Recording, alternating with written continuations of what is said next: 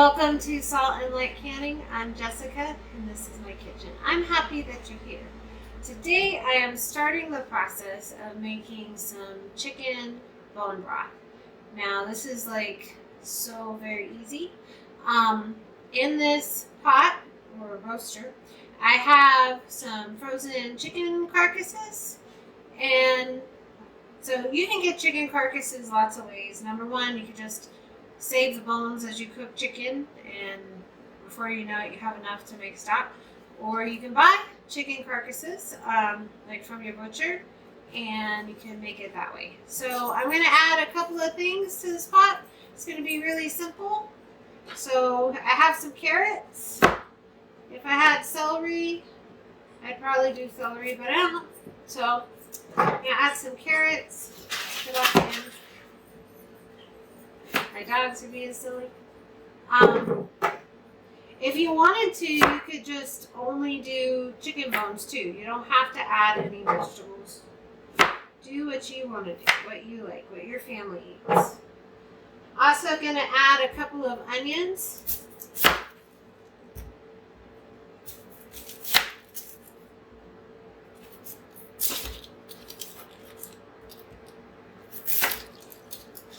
There we go. The onion skins will lend a really nice color to your broth. I'm also going to add a couple cloves of garlic. Just skin and everything. You're going to filter out all the solid parts to make the broth anyway, so it is not a big deal. Don't make it a big deal. Just relax. Being in your kitchen, you should be able to just relax and not worry about stuff. It's your spot, it's your place. Just don't worry about stuff. It's not a big deal. Now I'm going to add a little bit of peppercorns. You decide what seasoning you like. Some herbs de... I'm going to say it wrong. I always say it wrong. Herbs de Provence. I hope that's right. A couple of bay leaves. Now, because this is chicken bones and we want to make sure to get all of that yummy goodness out of the chicken, you've got to add a little bit of vinegar. You can add any kind of vinegar you like. You need an acid to be able to get all of the properties out of your chicken, out of your bones. Not much, just a little bit. I'm also going to fill it all the way up with water. I'm going to turn this on and we're going to let it cook on low for at least 24 hours. 24 to 48, usually about 36 is a good spot. And that'll help to pull all of the properties out of the chicken bones and make a just delicious chicken broth. So I'm going to finish up here. I'll be back tomorrow when we're drying this up. So we are back with our chicken broth, and I'm going to add some seasoning. We're almost ready to put it in jars. But I want to talk to you for a minute. So I have made chicken broth in the past, and it was just chicken and vegetables and water, and we ate it and it was okay, but I still found myself using the chicken bouillon that you could buy at the store because that's what the flavor profile that we were used to. So I found that if I add some seasoning to my homemade chicken broth, we really prefer the flavor to that as opposed to the chicken bouillon at the store. So I think, and I've said this before too, I think we as society, as people, have gotten so accustomed to the flavor of processed food that we maybe choose not to eat homemade food just because that's the flavor profile that we're used to. But you know what? We can try things, and since it's my kitchen, I can adjust my chicken broth to what works for me and what my family enjoys. And we really enjoy it this way. So I have some canning salt, And it's gonna look like a lot, but this is a lot of broth. And it's really only 2 tablespoons. I just couldn't find my tablespoon today. I have some onion powder, some garlic powder, some celery seed, and some turmeric. So we're gonna just get this all mixed up. Now this is just beautiful broth.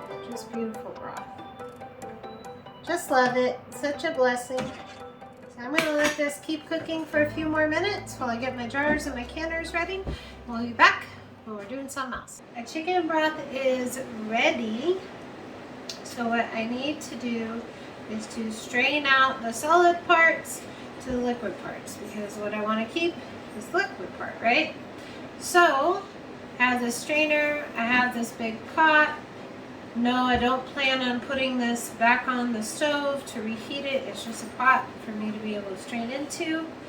I don't worry about the fat that's associated with chicken broth. I don't worry about it. If you're worried about it, then there's lots of fancy schmancy things to help get all the fat out of your broth. I want just a hearty broth that I can use to make delicious soups or stews or just to drink. It's good stuff. So, do my best to make as little mess as possible, but it is what it is. Cooking is a mess. This is a process. It's going to take me a minute. Smells wonderful. Smells like I've been cooking chicken soup all day.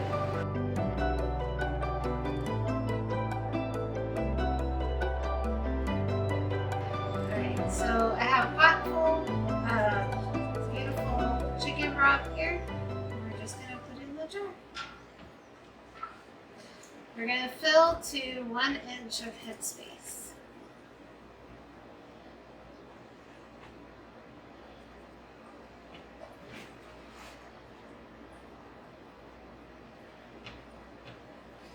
You don't have to worry about debubbling because it's all liquid. There's no chunks of anything in there. And wipe the rim of the jar with some vinegar. And put a lid on it, a ring on it, just to fingertip tight, and we'll fill up the next jar. Isn't this just, it's just beautiful.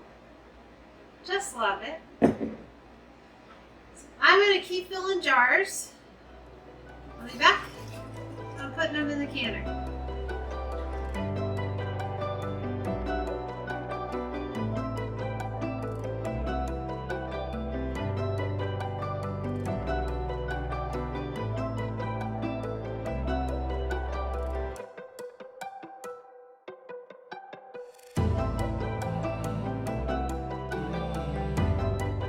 Canners are full. There's 7 quarts in each canner.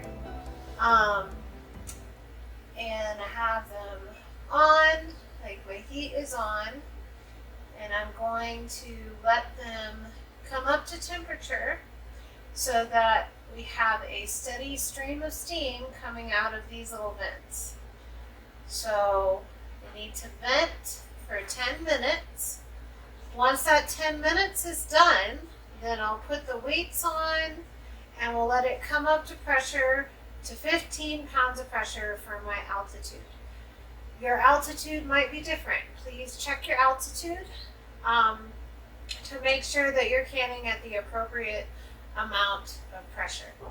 So we're going to let them vent, and then I'll bring them up to pressure, and we're going to process for 25 minutes for chicken broth.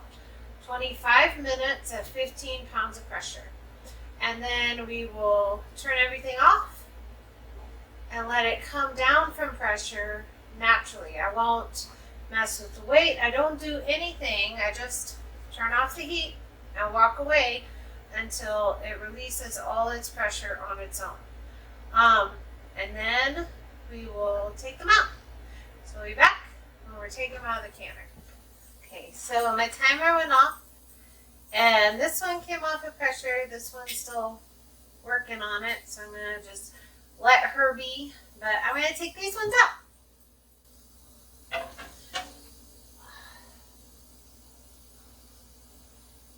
And everything is still bubbling and doing its thing in the jar.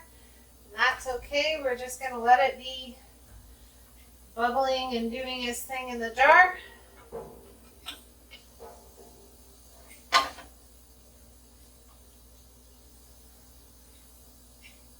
put it right here.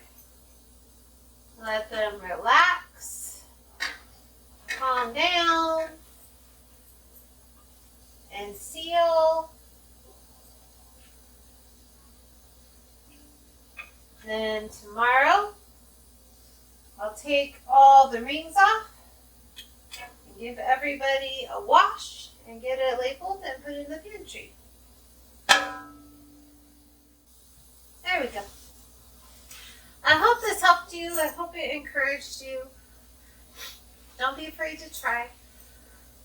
Don't be afraid to make something homemade that you would normally buy at the store.